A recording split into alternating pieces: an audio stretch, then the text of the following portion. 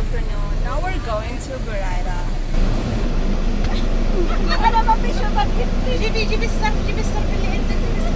Shuf, what happened to my cell phone?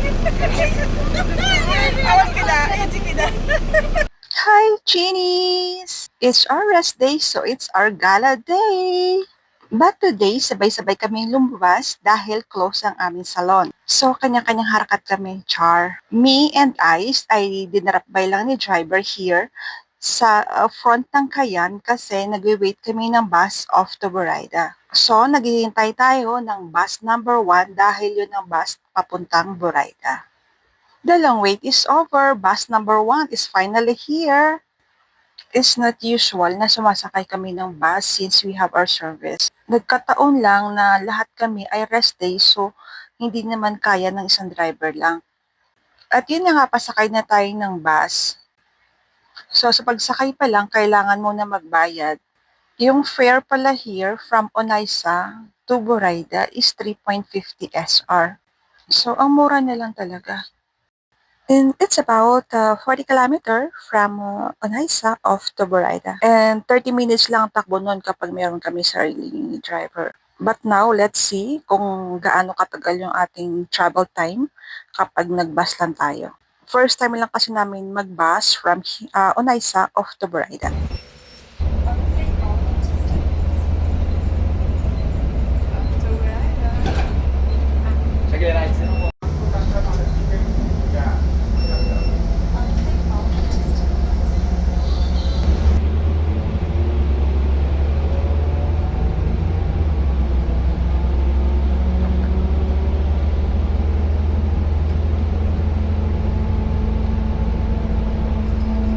Ano ba yan?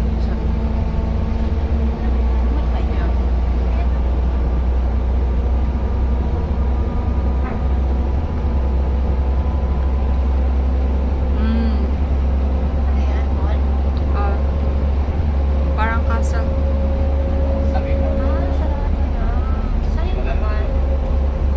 Di ba may talagang huminto yung bus kasi mayroong maglilinis. So, we're finally here in Burayda. Dito nga lang kami bumaba sa may Nesto Station since dito na kami pipick upin ng aming sasakyan. So, umabot pala tayo ng 1 hour yung travel time natin.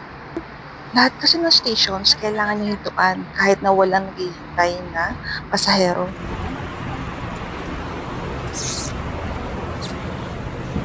Ang bilis ng transition, nandito na agad tayo sa Al Nakheel Mall.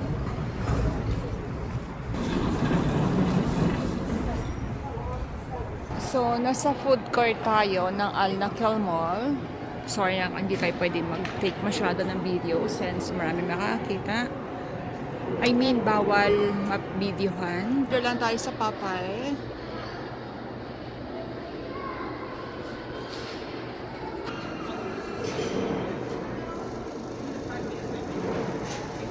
Wait lang natin si Ay.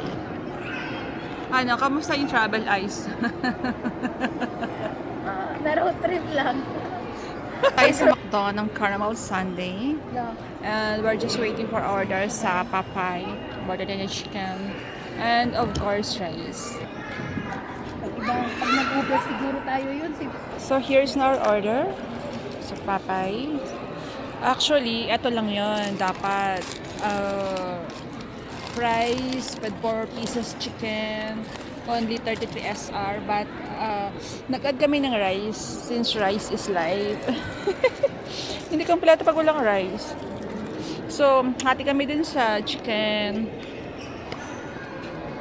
Hindi halatadong gutom, di ba? Ubos. Movie time. Konting ikot lang tayo sa mall na to.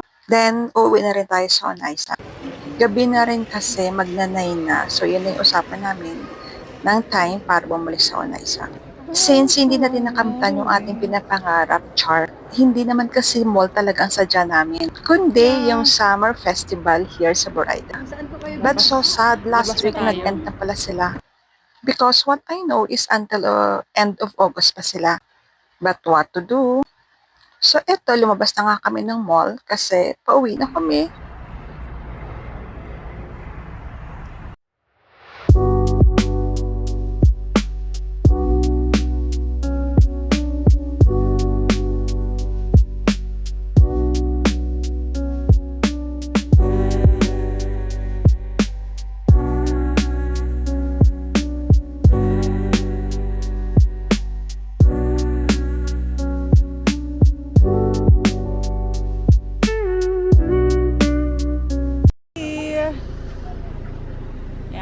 pagkakataon, nandito na yung service namin. Bye po! Ingat! Thank you! Oh,